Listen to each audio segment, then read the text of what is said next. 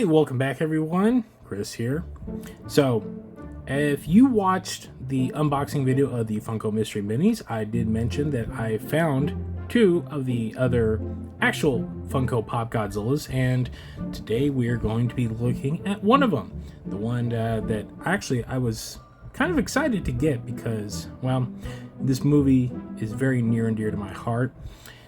We are looking at the Funko 1984 Godzilla, and why is this particular Godzilla near and dear to me? Well, not only is that my birth year, yes, I'm old, but this was also the very first Godzilla movie I ever saw. This was the movie that made me fall in love with the big guy here. So I figured, well, you know what? Go with my favorite. We'll open this guy up first.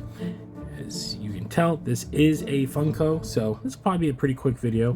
And real quick, I do apologize if you're hearing some sort of blaring sound in the background as I'm recording this. It's currently over 100 degrees outside and my house is pretty warm, so if I don't have this fan running, I am going to melt.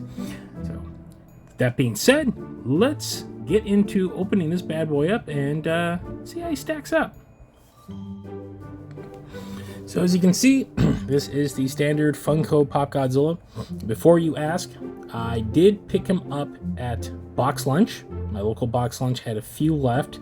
I picked up the two that were in stock. They were pretty much sold out of everything else. I just found out that that store has gotten their shipment early. I know that these are not supposed to be out for another month and some change, according to the release date. If you're buying yours off the Godzilla store, Amazon, they all say mid-November.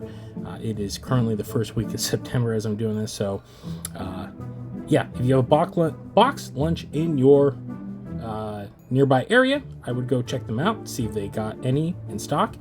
I was told by the proprietors there that they did have them all, but Funko collectors have come and swooped up many of them. So I was lucky to get what I got. So without further ado, so this is number 1663 of the 70th anniversary set. So there's the side. So this is the back of the line that is out. There is a chase of this 84 that is in the Noriyoshi Ori orange color scheme from the poster. I've seen him pop up online, but people want way too much money than I'm willing to pay for him. So here we go on the back. All right, well, let's just open him up. He is a Funko, so there's not going to be a ton to this other than Funko. So let's get him out there.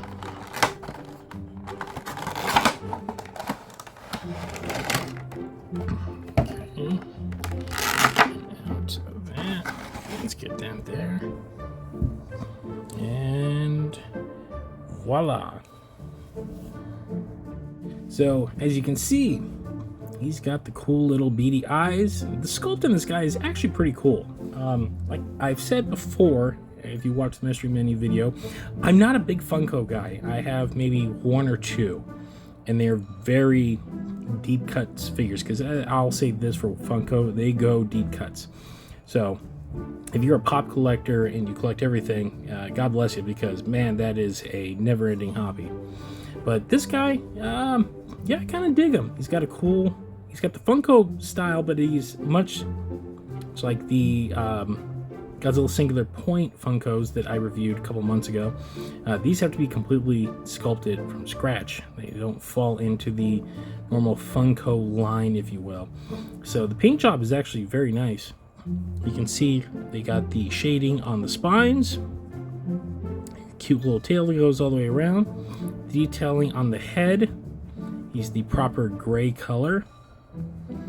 And I really dig the face. It's a nice combination of that Funko look and without giving up what Godzilla is. I mean, it's again another thing of why I'm not a big Funko collector, is because of the standardized look. I know for some of you out there, that's awesome. I love that. For me, I can give or take. I got my Ron Swanson, and that's about it. This is actually pretty cool. So, like a standard Funko, stands about 5.5 inches. Doesn't really do anything because these are essentially glorified plastic statues. He is pretty hefty, though, as you can hear. I do dig the black eyes. They add a lot I know that is the standard Funko style. So the teeth, the fangs, nice little detailings there. Like I said, there is the red variant, which I didn't see at all in my store. According to the clerk, those were all snatched up day one once people found out these were there. And I've only seen one online, and the guy wants way too much money. I think he's asking like $70, and nah, I can't pay that for a Funko Pop. Overall, though, pretty cool. I do dig that Funko is doing the 70th anniversary line. I might end up keeping this guy.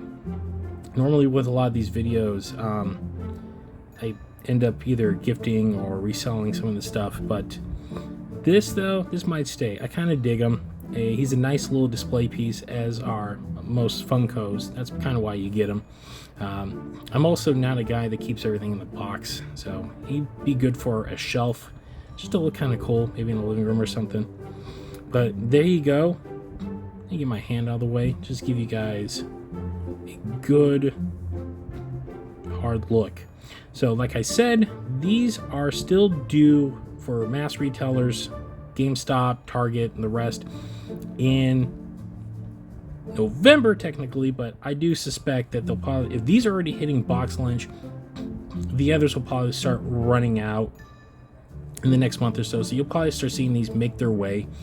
If you don't want to pay eBay prices, then you can wait. They're Funkos. I doubt these are going to sell out. There are the retail exclusive ones that I'll try to get, including the Mecha King Ghidorah. That's actually the one I'm really interested in looking at. And the Shin, that's the one I'm kind of chasing after right now, because I'm very curious to see what that guy looks like. But for 84, the one for me that started it all, I like this guy. He's pretty awesome. So there you guys go. This is a Funko Pop. There's not a lot of detail to get into, so this is going to be a very short video, but I hope you guys enjoy, and for all you Funko fanatics, a look at what's to come. And there you guys go. That is my review of the 84 Godzilla Funko Pop.